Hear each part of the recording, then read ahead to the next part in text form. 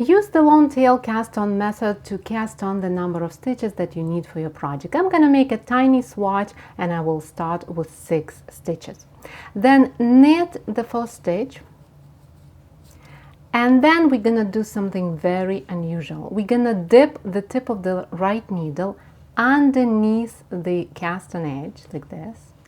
Then wrap the tip with the yarn as we do when we knit a stitch.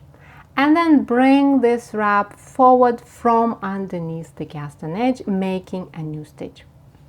And we're going to repeat this sequence. Knit 1, then make 1. Knit 1, make 1 in this very unusual way.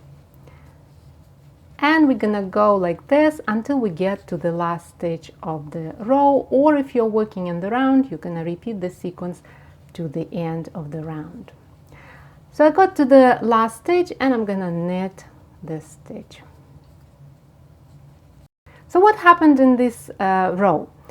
We almost doubled the number of stitches, and we doubled it if you're working in the round. But don't worry, we're gonna deal with these stitches in the next row.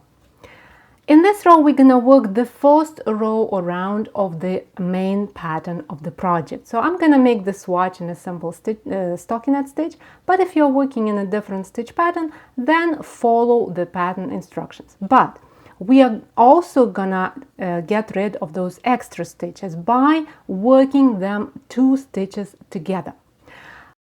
Working means knitting 2 together or purling 2 together, depending on the stitch pattern that you follow.